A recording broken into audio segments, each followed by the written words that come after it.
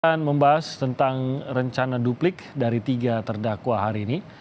Di antaranya yang sudah bergabung bersama kami ada penasihat hukum dari Riki Rizal, ada Pak Herman Umar, serta ada penasihat hukum dari Kuat Maruf, Pak Irwan Irawan, dan juga nanti akan ada pakar hukum yang akan bergabung bersama kita dari yang nanti akan bergabung bersama kita setelah perbincangan ini. Saya sapa dulu yang sudah bergabung, Pak Irwan, selamat pagi, dan juga Pak Herman, selamat pagi. Pagi Pak Pagi Irwan. Mas, pagi. Pagi, terima kasih Pak Irwan sudah bergabung. Kita juga masih menantikan Pak Herman Umar yang akan bergabung bersama kita. Saya ke Pak Irwan dulu. Pak Irwan, pada saat jaksa membacakan replik, apakah mengejutkan bagi Anda bahwa akhirnya jaksa tetap pada pendirian untuk tetap menuntut Kuat Maruf 8 tahun penjara, Pak Irwan? Ya, pada prinsipnya kami juga tidak terlalu kaget ya, karena memang replik itu bagian dari penegasan buat jaksa kaitannya dengan tuntutan yang sudah disampaikan. Jadi hal-hal yang baru dalam replik itu tidak ada lagi yang dari pengamatan kami. Nah, duplik kami hari ini juga akan menggambarkan bagaimana menegaskan kembali kaitannya dengan pledoi yang setelah kami sampaikan yang terkait langsung dengan dakwaan, tuntutan jaksa terkait dengan posisi Kuat Maruf. Hal itu yang akan kami sampaikan menegaskan kembali di duplik hari ini gitu Mas Timothy. Adakah hal yang baru mungkin yang dihadirkan? Enggak ada hal baru dalam artian gini, kembali kami menegaskan bahwa apa yang menjadi tuntutan jaksa yang berdasarkan dakwaan yang telah disampaikan terlebih dahulu, itu sama sekali tidak satu pun yang bisa membuktikan bahwa Kuat Maruf ini mengetahui akan adanya rencana atau peristiwa yang akan terjadi di Duren 3. Yang dalam beberapa hal memang dalam duplik kami nanti akan kembali menguatkan poin-poin terkait dengan yang pertama perjalanan dia dari Magelang ke Jakarta, kemudian kaitannya dengan pisau, kaitannya dengan pengamanan senjata yang dilakukan oleh Riki Rizal yang Kuat Maruf tidak ketahui juga, termasuk dialog antara Ferdi Sambo di lantai 3 dengan Riki Rizal dan Eliezer. Nah, hal-hal itu yang kami akan tegaskan kembali. Salah satu hal yang selalu dilihat mungkin menjadi pertimbangan mengapa Kuat dipercaya menjadi bagian adalah terus ikut sertanya Kuat, padahal mungkin dari Magelang pun tidak ada alasan yang kuat untuk keikutsertaan dari KM ini hingga bahkan sampai ke TKP.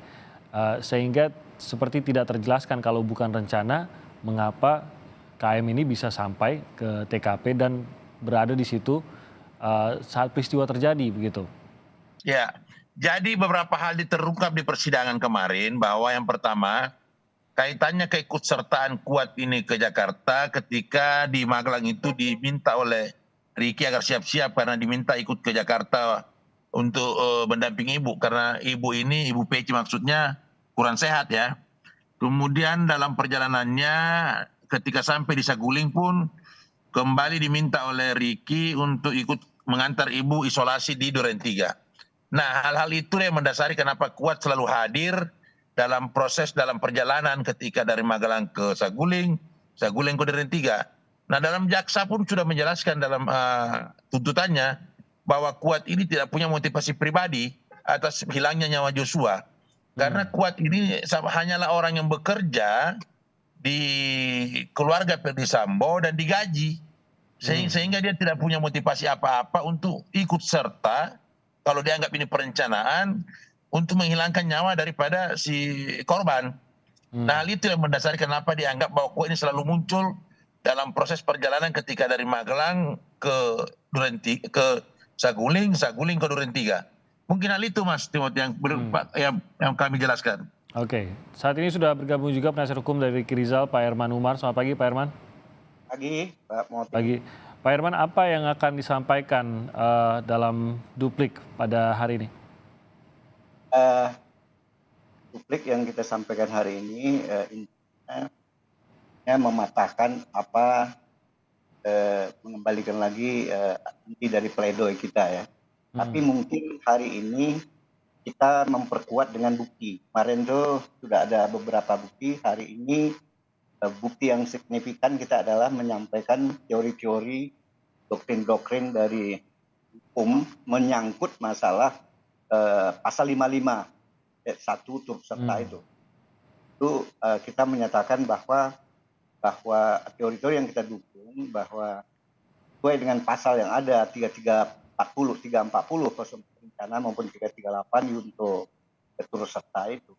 Nah, tidak hanya sekedar melihat, tidak hanya sekedar pasif gitu, tidak harus aktif gitu ya. Teori-teorinya kita lampirkan bukti-bukti dari buku atau apa. Satu lagi ada yang signifikan bahwa selama ini di dalam repliknya si jaksa umum itu mengulang lagi kalimat tentang seolah berencana dari Magelang. Karena dia beberapa poin dari 10 poin itu yang di halaman repliknya banyak mengulas tentang Magelang. Ya mau nggak mau saya dengan tim khusus dengan itu dan pembicaraan antara Kuat dengan termasuk masalah pisau, termasuk masalah senjata, dan juga ada bukti yang kita tampilkan diskresi apa seorang polisi, apalagi Joshua. Tapi harus diingat Joshua itu kan bertengkar dengan Kuat Maruf gitu ya, efek dari itu. Kemudian ada Susi sipil juga keamanan. Jadi ada di pasal 18. Kita kutip buktinya di pasal 18 Undang-Undang Pokok Kepolisian, Undang-Undang Kepolisian dihubungkan dengan penjelasannya menyebut pejabat kepolisian atau anggota kepolisian mempunyai penilaian sendiri di situasi di lapangan untuk menjaga keamanan ketertiban masyarakat. Jadi itu, jadi kita dasarkan dari itu. Jadi seolah-olah dasar apa? Kemudian yang ini kita ingatkan lagi poligraf, bahwa bukti yang ditampilkan sendiri oleh penuntut umum menghadirkan saksi ahli poligraf. Dan poligraf itu menyatakan bahwa Ricky Rizal mengamankan senjata pada saat bertengkar antara Kuat dan dengan Joshua itu adalah benar-benar murni real, tidak ada yang memerintah, tidak ada yang menyuruh, adalah kemampuan analisa di lapangan karena dia seorang polisi, mungkin dia juga dan dia bertanggung jawab juga, dan dia yang menjaga rumah Magelang dengan si Kuat gitu. Kuat juga itu juga di Magelang, tapi yang pimpin ajudan kan si Ricky gitu. Jadi itu kita kupaskan panjang sehingga mau nggak mau apa yang kita sampaikan hari ini, karena ini adalah hari terakhir sebelum putusan, ya kita malah transkrip persidangan antara saksi-saksi penting, terutama Kuat, karena ada Kuat di sana, termasuk begitu juga kepatah seolah-olah ada komunikasi. Justru fakta persidangan ahli dari saksi dari yang menyangkut telepon-telepon itu, masalah seluler segala macam, itu bisa dipatahkan. Justru Sambo kan pernah disita anunya. Buktikan dong, jaksa. Ada nggak pembicaraan pada setelah tanggal 7 malam itu, ada nggak pembicaraan antara Sambo dengan ini? Padahal diakui di persidangan yang berbicara itu malam hari udah mau pulang besok dalam persidangan ya. Putri menyampaikan begitu juga Sambo menyampaikan. Dia menghubungi Sambo supaya dia merasa dia nggak detail bicara kejadian Magelang, tapi jangan kontak ajudan atau Magelang supaya nggak terjadi apa-apa. Dan makanya ya fakta yang diketahui akhirnya bahwa ada kejadian pelecehan itu telah disaguling gitu. Itu masa pertemuan antara Sambo dengan terdakwa Ricky Rizal yang dipanggil ke atas tuh Pak, saya sampaikan panggil itu hanya lebih kurang 3 menit, mungkin nggak nyampe 3 menit, 2 menit. Kalau hitungan nanti kami di dalam bukti-bukti itu kita kelampirkan kita print lagi video-video ada CCTV yang udah kita buktikan. Jadi titik dia ketemu dengan si Sambo itu hanya lebih kurang 3 menit. Setelah itu dia bermenung, dia ini benar kejadian, itu masih terguncang, masih berpikir kan dia udah menolak gitu kan. Jadi kemudian terjadi setelah itu Ricky dipanggil ke atas dan tidak dia dengar juga. Dia masih bermenung di bawah. Apa benar nih kejadian ini? Kemudian apa yang bisa diperbuat? Tahu-tahu setelah mungkin setelah dia dipanggil dia turun itu mungkin 30 atau berapa menit ya, kemudian kan dipanggil oleh Daden, ibu mau itu kan. Nah, jadi itu semua Dan dia juga nggak tahu mau kemana, di mobil pun udah ditanya, kita mau kemana. Ya. Ya, karena kan ada beberapa tempat, ada yang sebelumnya bisa di PCR itu bisa di Bangka, bisa di Duren 3. Ya kita ke Duren 3 deh. Itu udah naik semua, termasuk Joshua, termasuk Eliezer gitu, masuk Kuat, termasuk Ibu Putri. Jadi kalau dilihat berencana ikut segala macam, dan yang kedua apalagi pasal-pasal itu nggak bisa dianggap seolah-olah melihat. Oke. Tadi ya akan kita patah. Pak Herman, tadi juga saya bertanya mengenai keberadaan dari Kuat yang kalau JPU merasa semua itu kehadirannya Kuat bisa ada dari sejak Magelang sampai ke TKP pada saat kejadian pun sebenarnya natural saja begitu. Tapi maaf maksudnya mungkin natural saja, tapi JPU merasa itu bagian dari perencanaan. Ricky juga dalam hal ini apakah juga apa yang menjadi alasannya selalu berada di lokasi-lokasi yang strategis hingga menuju ke eksekusi dari Yosua. Kalau Putri Candrawati sendiri kan merasa tidak pernah mengatur-ngatur juga siapa yang berangkat dari Magelang ke Jakarta dan lain-lain. Mereka sudah pintar-pintar sendiri begitu. Nah, bagaimana menjelaskan hal itu, Pak Herman? Ya, sebenarnya satu hal yang natural, seorang ajudan disampaikan ibu itu kan memang menyampaikan siapkan mobil, memang sakit gitu kan. Udah ada masalah supaya mobil 2 gitu, siapkan mobil. Jadi apa maksudnya? Tentu dan anaknya kalau dia bertugas di sana, anak itu kan bukan bertugas menjaga setiap hari di rumah, dia menjaga rumah, kemudian menjaga anak itu kan sekolah di ada anak SMA Anak Taruna itu kan.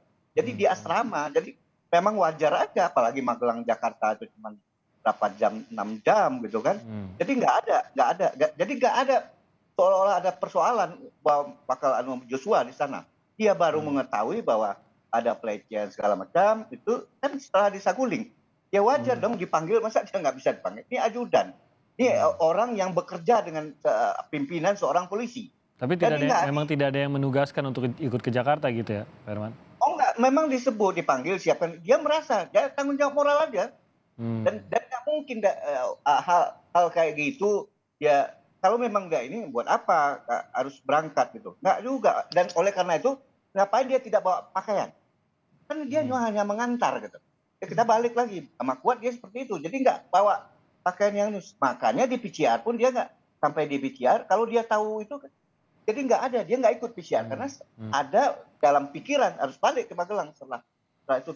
Kan udah ada pembicaraan Sambo seperti itu, dia dipanggil, masa dia tidak? Dan harapannya klarifikasi itu harus ada dan akan kejadian selesai. Jadi kalau disebut ikut serta dalam ini, makanya saya fight abis masalah dia tidak turut serta itu tidak bisa, karena ini unsur-unsur itu harus jelas bahwa dia berniat udah ditolak, dia ditawarkan ditolak, dia tidak ada fakta, hanya asumsi saja.